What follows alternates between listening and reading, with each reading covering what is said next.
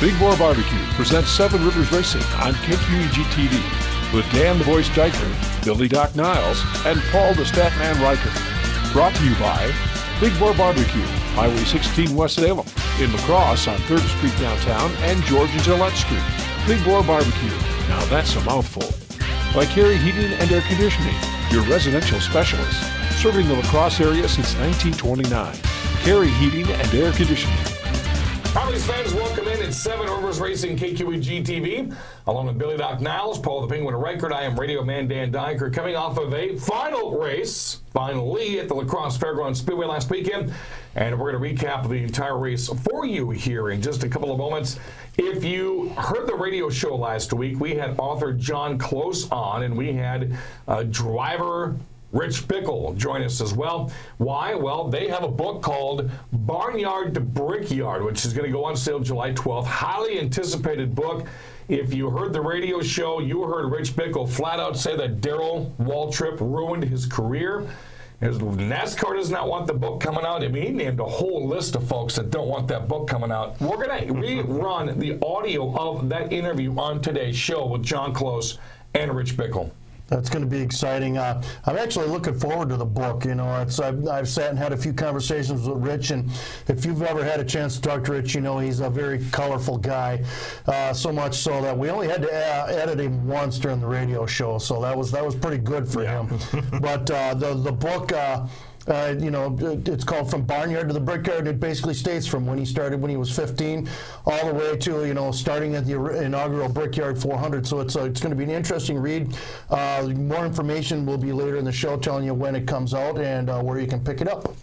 Program being brought to you by, of course, Big Boar Barbecue. Check out their north side of La Crosse location. The trailer is open. There's a mini donut stand next to it, and I have yet to do that because every time I've wanted to go, this is drool. It's been pouring rain. Yes, drool. he has tents for your luxury up there with the picnic tables, but I want to enjoy my barbecue and mini donuts with sunshine, so I'm going to be heading up there. Hopefully we do the show from up there again this year as well. That was fun last year. Yeah.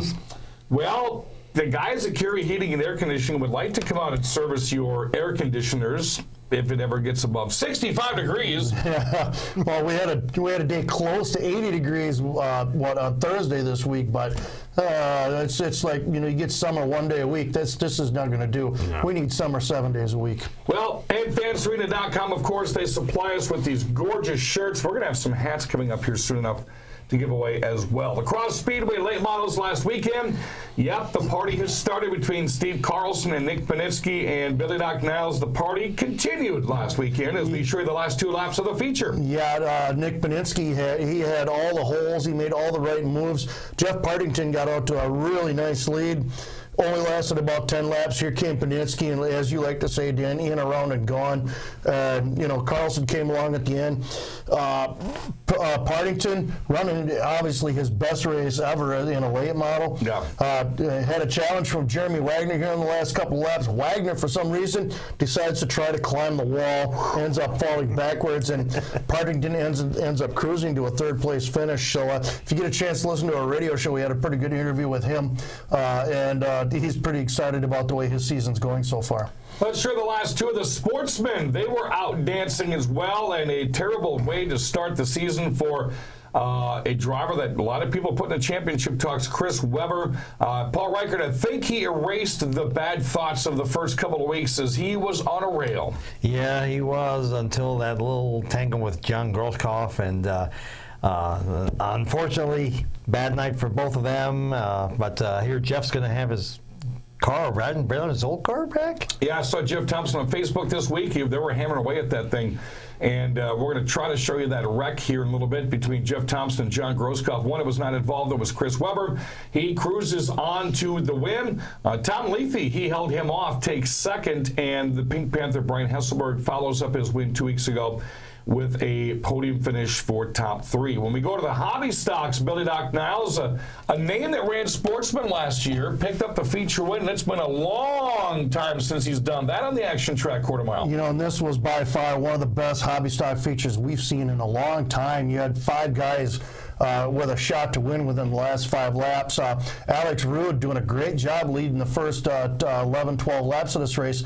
Slips up a little bit. Here comes Dan Secor, who hasn't won a hobby stock feature since 2007, and he almost gave it away on the last lap, but ends up hanging on to it and picking up his first feature win in 12 years. So congratulations to Dan Secor.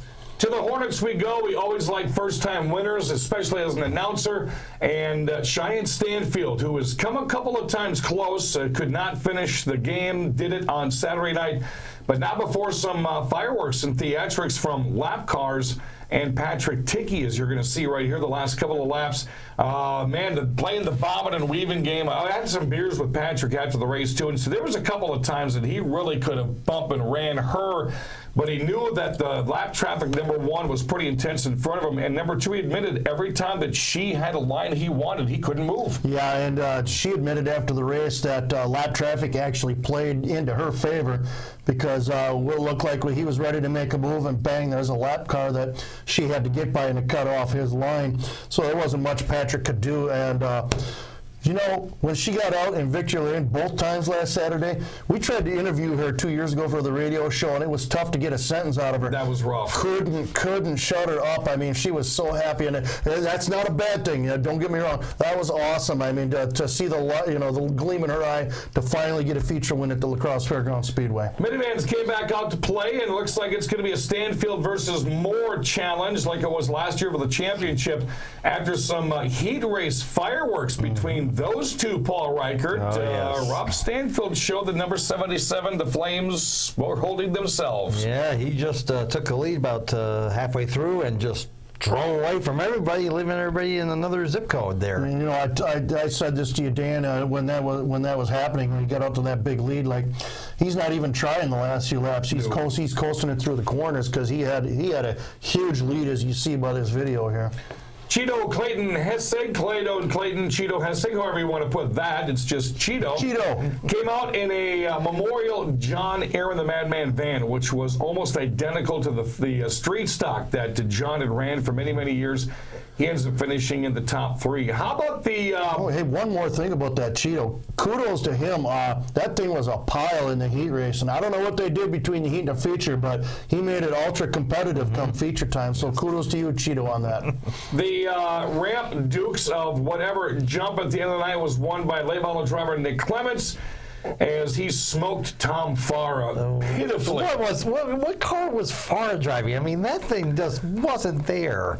I think I could have ran and jumped further off that ramp than he was driving a 6-cylinder car. You could have done it on your legs. You could have jumped further. And you got bad knees. Yeah, I got bad knees, and I still got to top Tom Farah Saturday night with that big jump. Tuck and roll. This weekend should be mighty interesting. If you remember Chris Christian last year, he fell over the wall during the outhouse race. It's back. Yeah, the outhouse race. Yes. Such great memories, such legendary performances like the old Leroy Harding spending 5 minutes in there, coming out in the diaper and the bonnet with the bottle. Denny Klein thinking he had his car parked. Turns out I was in reverse. I was running away from him. And who can forget Scotty Howe diving in head first and running into the pit vehicle. Such classic moments like that. You could see another one like that this Saturday. And someone a couple of years ago hopped over the wall coming out of the porta potty and took off. Just took off, and the steering wheel was laying to the side. So let's see if that happens again this weekend. When we come back, it's Barnyard to Brickyard. Author John Close going to talk about the Rich Bickle book that he and Rich put together. And then segment 3, Rich is going to be joining us as well. He's got some interesting things to say about what's in the book. Stay tuned. You don't have to fly to Kansas City to get great barbecue. Spring is sprung, the grass is riz, and Big Boar Food Truck is back in biz. Yes, the Northside Food Truck at George and Gillette Street is back in business. Stop by for lunch or dinner, enjoy our pulled pork, chopped brisket, fresh cut fries, sweet potato fries, cheese curds, and our own baked beans and coleslaw. Watch for ribs and chicken on select days. Big Boar is back at George and Gillette, and still a delicious mouthful. Yeah!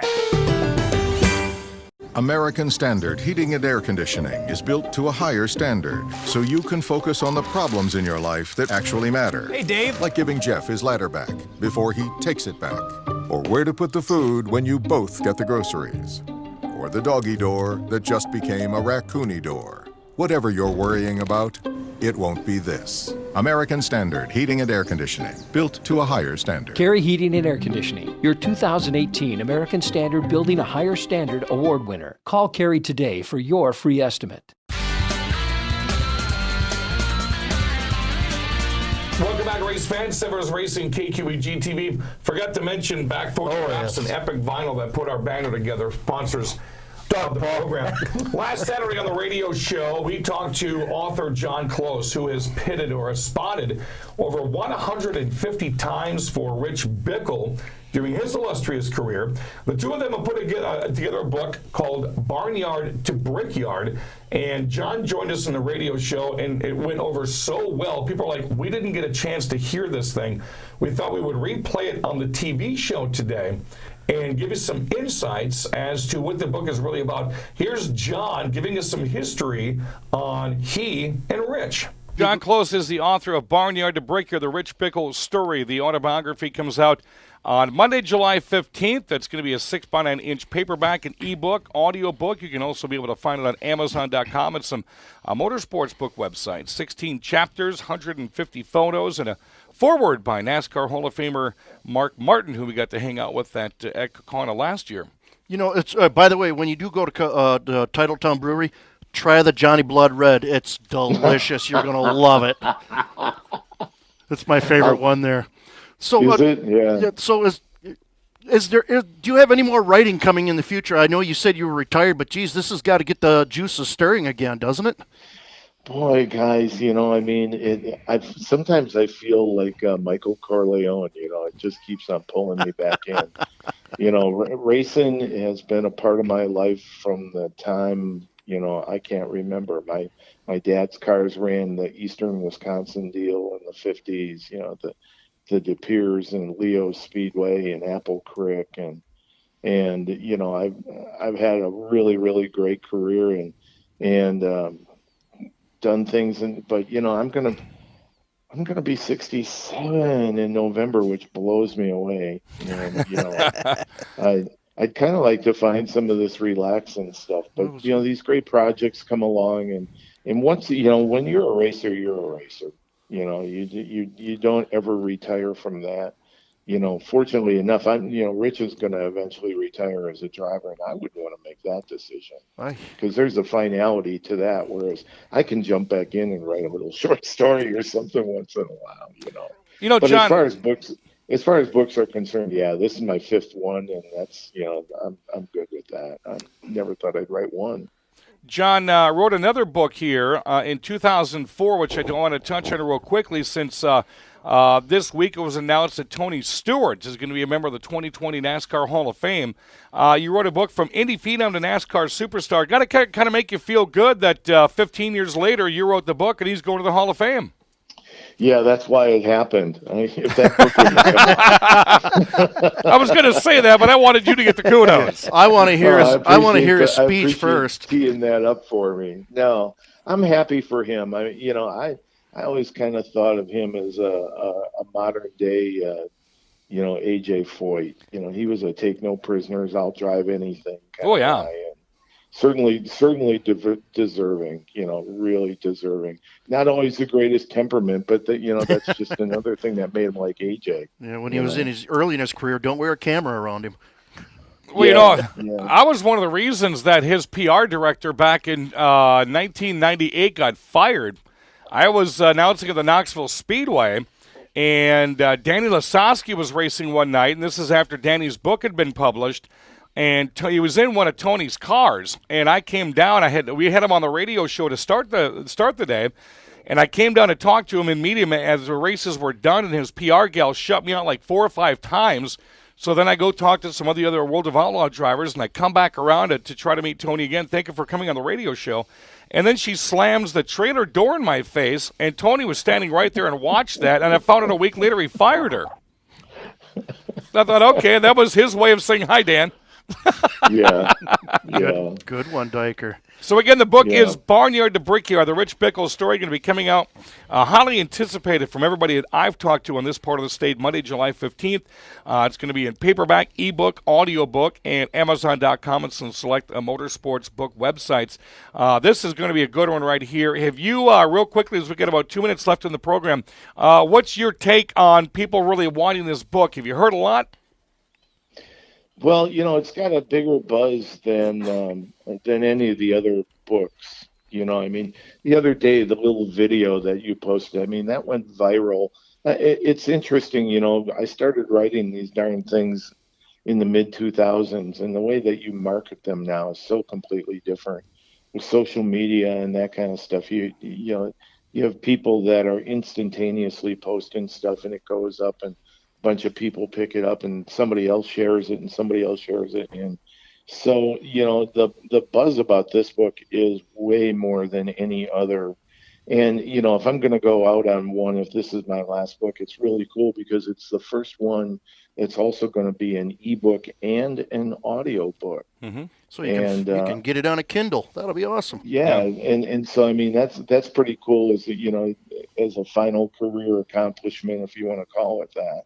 If this is the last one I write, but that's pretty cool, and to be able to market it and deliver it that way, it's really changed, and so you can do pretty well with it, and from all indications, the publisher thinks that it's going to do really well. But again, people who think they know Rich and are going to be surprised at some of the stuff, and some of the stories are just damn funny. And the photography is his ma saved everything. Looking forward to this here. Very much looking forward to it. That was author John Close and his version of the book Barnyard to Brickyard. When we come back, we're going to hear who the book is about, Rich Bickle Jr. You're watching Big Boy Barbecue presents Seven Rivers Racing. You don't have to fly to Kansas City to get great barbecue. Are you ready for the Ultimate Platter Challenge? Jerry here at Big Boar Barbecue. Our Ultimate Platter is loaded with pork, brisket, chicken, ribs, 3 sides, and 4 slices of bread. If you can eat it all, it's yours free. I'll even give you a certificate for another one you can share with your friends. So how about it? You ready to take the challenge? Stop by, check out the rules, and dig in. And oh yeah, that's a mouthful. American Standard Heating and Air Conditioning is built to a higher standard, so you can focus on the problems in your life that actually matter. Hey, Dave. Like giving Jeff his ladder back before he takes it back. Or where to put the food when you both get the groceries. Or the doggy door that just became a raccoony door. Whatever you're worrying about, it won't be this. American Standard Heating and Air Conditioning, built to a higher standard. Carey Heating and Air Conditioning, your 2018 American Standard Building a Higher Standard Award winner. Call Carey today for your free estimate. Welcome back, race fans. Simmers Racing, KQEG TV. That's Doc, that's Paul. I'm Dan Diker. You just heard author John Close talk about Barnyard to Brickyard, a book about Rich Bickle, a great longtime friend of his, racing spotter, and wherever Rich went, pretty much John went. Now we're going to hear from Rich Bickle himself, and this was quite the interesting interview as we talked to Rich for about 45 minutes after we were done taping. We could have gone almost 2 hours with this guy. And he does admit Darrell Waltrip ruined his NASCAR career. Yeah, he says Darrell Waltrip is not going to be happy with him. He says NASCAR is not going to be happy with him. And here's what Rich had to say with us on the radio last weekend. One thing I'd like to talk about, what I consider probably your first biggest win was that Oktoberfest in '86, because I can distinctly remember standing in the pits and hearing you screaming from your car after you took the checkered flag from winning that race. Was that your biggest win, and what do you remember most about it? God, you're old. Yes! You're still older than me, buddy. Well, up until that point, it's really funny. This is funny. This is really cool part of the story that might not be told a lot of people. So in '77, I did that deal at Jefferson, and I don't know if it was '77 or '78. I was racing at Jefferson and another junk Pontiac hobby stock car. And we went to La Crosse. Now, I always went to La Crosse because we, up there and partied and drank beer. And I was young. I was 15, 16, but we drank a lot of beer back then. And my dad come up there with his car, and he got just ripped. And he looks at me and he goes, "I'm going to be sick tomorrow." And he goes, "You're going to drive the car." And I'm like I'm going, what? I'm 15 or 16 years old. Okay, I ran Jefferson and Columbus on a quarter mile. Going to La Crosse was like going to Daytona, big 5/8 mile racetrack. So anyway, next day I thought, well, he'd be all right. Well, he comes out and he's hungover, and he goes, "Get in." I'm like going, "Oh my God!" So I went out there and I practiced, and I'm not very fast at all, but I was trying. And so, make a long story short, I qualified the car, and we decided to start in the back of a heat race. So I'll never forget, I'm parked along the cement pillar wall there in the front straightaway, and Rocky Brazier comes off a turn 4, and I hear this squeal sideways, the car sliding, and all of a sudden he stops. And I don't know who hit him in the driver's foot box in the driver's door, but they had to cut him out of the car. Yeah, I remember that. And I'm pooping myself, okay? I'm 15 years old, and I swear to God, what am I doing here? Right. So anyway, I start last in the race because I didn't want to start in the middle where I was supposed to start. And the race gets going, and I fall back about, I don't know how far. And all of a sudden, it's like, okay, I pick it up. Next thing I catch the field. I pass three or four cars, and I missed making the feature by one spot. And if I needed, one more lap, I might have made it. So I was like going, man, maybe kid, you can do this. And the next day, I had the semi-feature one. I'm leading the semi-feature by a long ways. And my dad had a 70-some Camaro with a Ford hood scoop on it, and the bolts come loose on the hood. On one side, and it was flopping the wind. They black flagged me. Oh no! And I was pissed. I was pissed. So here we go. I never went back to La Crosse. I never raced there again because I never, there wasn't one of my tracks. We didn't race there Wednesday nights because, we ran Tuesday nights Arco, Thursday night Kona, Friday night Madison, Saturday night Dell, Sunday night Slinger. So Wednesday night was my, Monday and Wednesday is our night off. Right. So I went there in '85, and I'm sitting in the grandstands, and we partied all weekend, and we're drinking beer, and I watched Brian Refter win. And I'm thinking, well, damn, we're the same age, Right. If he can do it, heck, I can do it. So up there in '86 and we won the race. And it's really funny. I still have that trophy. It's one of the few trophies I still have left. I might have 15 or 20 trophies. I give away hundreds of them to kids at the fence. Arca Midwest Tour. Arca Midwest Tour race number 1 at Madison here about a month and a half ago. Rich takes second in the race. The last comments you had on the microphone after you walked away talking to Marty Gallagher was, "Hey, folks, I'm back." How did that make you feel spouting those words off? Because you sounded very, very confident. Well, for the last 3 years, we've been kind of half-assed in this thing. And Tony and the guys from T1 Racing, we've been building and trying to get some help. And Toby's been helping us and some stuff. And we ran really good at Dells. And we went to Madison there, and we got that big rock. And they actually finished the car up today, and both spindles were bent. The body was tore off. The tire rod was bent. And, I couldn't believe how good the car still was after it didn't drive very well. But it wasn't just about, being back. It's like the people haven't seen my old self in a long time, because we honestly, except for a few races, we haven't been very good. And so it's kind of cool to let them know that, I'm back here to win this deal. I've spent enough money now that we got enough good equipment, and I'm not rolling over the grave. I might have turned 58, but I'm gonna race these little kids, and they're gonna they don't understand what racing is.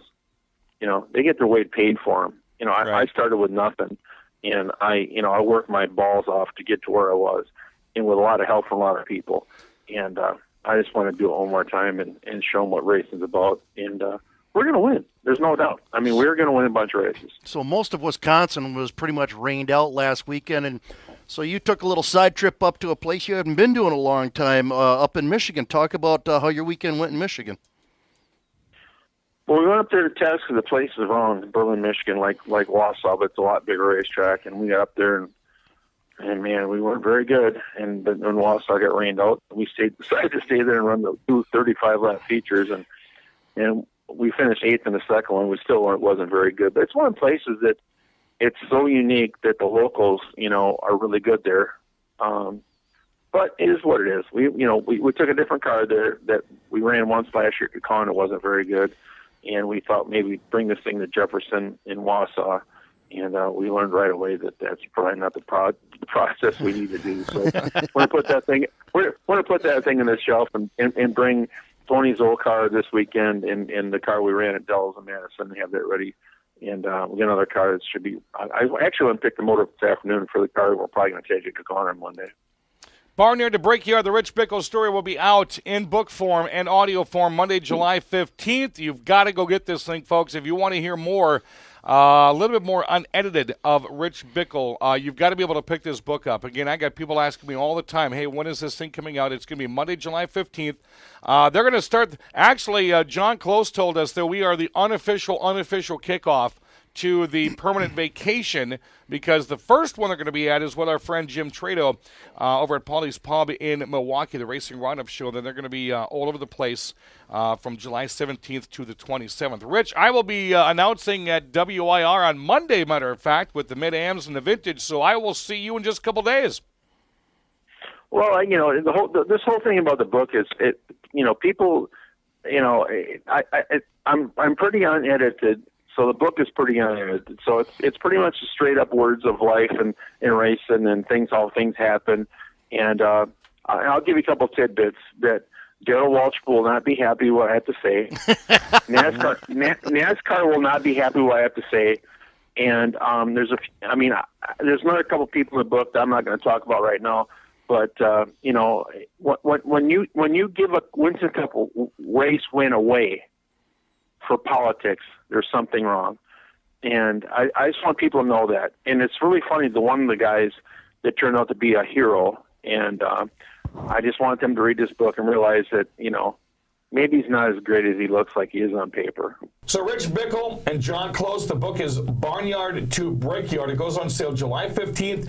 You can find it at Amazon.com. They are doing a 17-city tour in the state of Wisconsin, stopping up at many, many different racetracks. Just go to our Facebook page, Big Boar Barbecue presents Seven Rivers Racing. We have the entire schedule on there for you. I cannot wait to get a hold of that book, because I'm going to crawl up by myself with a couple of beverages, and I'm going to read that thing from front to back. That's going to be some good reading. Looking forward to seeing when the book comes out. I haven't read a book in a long time. I forgot how to do it, so this will be the first one in a long time for me. Paul's the Penguin page turner for Radio Man Dan Diker. And that's Billy Doc Niles. That's the Penguin who's going to be page turning here when I get the book. Thank you for joining us in the program. More local driver interviews coming up next week right here on Seven Rivers Racing.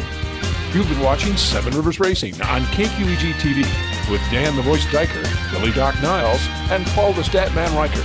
Brought to you by Big Boar Barbecue, Highway 16 West Salem, in La Crosse on 3rd Street downtown and George and Gillette Street. Big Boar Barbecue, now that's a mouthful. By Carey Heating and Air Conditioning, your residential specialist, serving the La Crosse area since 1929. Carey Heating and Air Conditioning. Thanks for watching Seven Rivers Racing on KQEG TV. You don't have to fly to Kansas City to get great barbecue. Spring has sprung, the grass is riz, and Big Boar Food Truck is back in biz. Yes, the Northside Food Truck at George and Gillette Street is back in business. Stop by for lunch or dinner, enjoy our pulled pork, chopped brisket, fresh cut fries, sweet potato fries, cheese curds, and our own baked beans and coleslaw. Watch for ribs and chicken on select days. Big Boar is back at George and Gillette, and still a delicious mouthful. Yeah.